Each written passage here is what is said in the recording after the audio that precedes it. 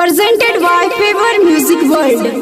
जी हाँ, आपके ग्राम पंचायत भीखमपुर से 5 नंबर वार्ड से वार्ड प्रत्याशी श्रीमती गुड़िया देवी पति लवकुश कुमार, इनका चुनाव चिन्ह भाड़ा छाप क्रमांक संख्या 3 पर बटन दबाकर भारी से भारी मतों से विजय बनाए। Mix by सोनू शो।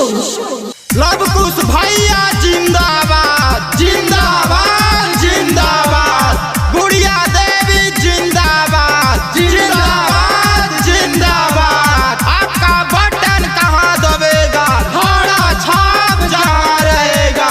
गुड़िया देवी जिंदाबाद जिंदाबाद जिंदाबाद, लवकुश भैया जिंदाबाद जिंदाबाद जिंदाबाद। मानिला हमर बात जी, रखतुन सबके साथ जी, कर तुन ना निराश जी, दे तू नहीं ना साफ जी। अजी घाड़ा चपना या बारी भूलैया ये दीदी, अजी गुड़िया देवी के या बारी जी तैया ये चाची। जी हाँ, वादा नहीं विकास होगा, जी हाँ वादा नहीं विकास होगा, हमारा यही प्रयास होगा।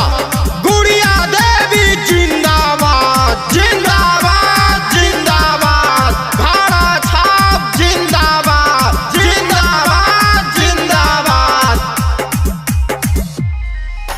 छोटा कायौ बड़ा का सेरा का तुन लगाऊ जी, इना कामे नहीं है चाची कौनो भेदा भाऊजी, कौनो भेदा भाऊजी। छोटा कायौ बड़ा का सेरा का तुन लगाऊ जी, इना कामे नहीं है चाची कौनो भेदा भाऊजी। अजी घाड़ा छापई ना करनी सनमा ये चाची, अजी 3 नंबर पर बटाना दा भैया ये दीदी, अजी गुड़िया देवी के भी जाई नैया ये दीदी, अजी गुड़िया देवी के आभारी जी तैया ये चाची।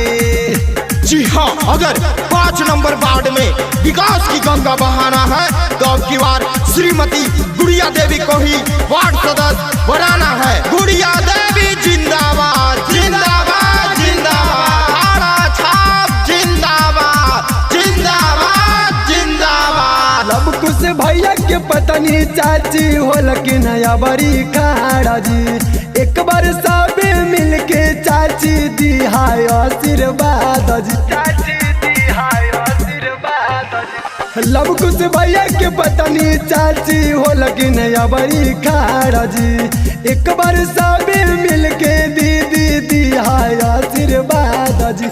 आज गाड़ा चापई ऊना करनी सनमा ये दीदी, आज 3 नंबर पर बाटा नादा भैया ये चाची, आज गुड़िया देवी के भी जाइबा नैया ये चाची, आज जीताला के बाद कर तुन कमामा ये चाची। आज लवकुश भैया के आभारी जी तैया ये चाची, आज 3 नंबर पर बाटा नादा भैया ये चाची।